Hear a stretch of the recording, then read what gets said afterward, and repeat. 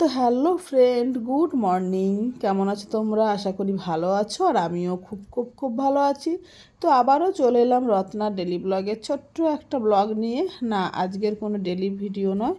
তো আজকের আমি দেখাবো আমার সকালের রান্না। তো আজকের আমি সকালে বানিয়েছিলাম ডিম আর আলু হচ্ছে কষা। তো এটা হচ্ছে হাঁসের ডিম আর কি।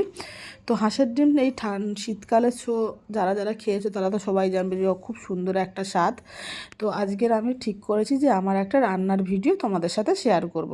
আর ভিডিওটা যদি তোমাদের ভালো লেগে থাকে অবশ্যই ভিডিওটাকে লাইক করে দিও আর সাথে শেয়ার করো।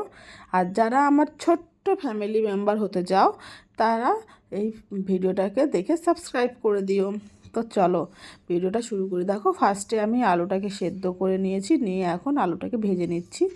আর আমি মাংসর মতন করে আলুটা কেটেছি। তো তা মানে হাঁসের ডিমের সাথে একটু কষা কষা বড় বড় আলু হবে, খুব ভালো লাগে। আর এদিকে দেখো দিয়ে দিয়েছি ডিম। তো 3টে ডিম দিয়েছি কারণ আমরা 3জন ফ্যামিলি মেম্বার। তো এখন দেখো আমি ফোড়ন দিলাম একটু হচ্ছে পেঁয়াজ আর লঙ্কা, সুন্দর করে আমি তেলে এটাকে ভাজবো আর কি। তো যারা যারা শীতকালে হাঁসের ডিম খেতে ভালোবাসো তারা তারা আমাকে অবশ্যই জানিও যে কারা কারা এরকম শীতকালে হাঁসের ডিম আলু দিয়ে খেতে ভালোবাসো রৌদ্রে বসে। তো তারপরে দেখো আমি দিয়ে দিলাম একটু টমেটো। তো টমেটোটা দিলেই বেশ তরকারির স্বাদটা খুব সুন্দর লাগে। আর এদিকে আমি পেস্ট করে রেখেছিলাম আদা রসুন বাটা, তো সেটাই আমি এখন দিয়ে দিচ্ছি। দিয়ে সুন্দর করে মশলাটাকে আমি কষাবো। তো দেখো আমি যেই আদা রসুনটা দিয়েছি না, তখন ছিটকাচ্ছে আর কি। তো আমি এখন এই যে হালকা করে লবণ দিলে আর ছিটকাবে না।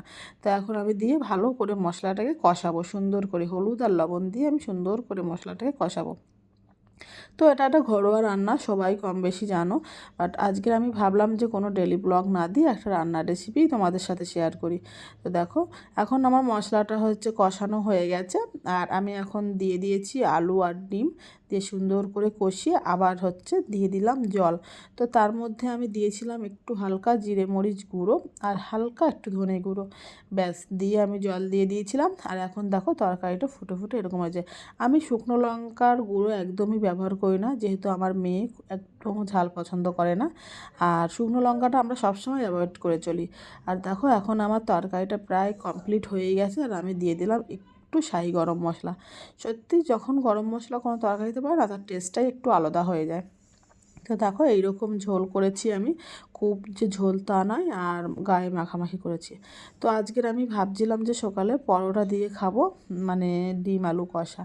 তার জন্য আমি দেখো পরোটা ভেজেও নিয়েছিলাম। তো আমি একটা নতুন টেকনিক ইউজ করেছি। তো দেখো পরোটা ভেজে আমি এই যে টিস্যু পেপারে পরোটাগুলো একটু চেপে নিয়েছিলাম যাতে এক্সট্রা অয়েলটা এই টিস্যুতে থেকে যায়। তো এইরকম কারা কারা করো আমাকে অবশ্যই জানিও।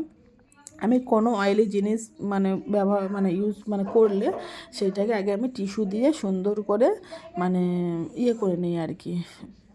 টিস্যু দিয়ে ছুপে নিই যাতে কোনো অয়েল না থাকে।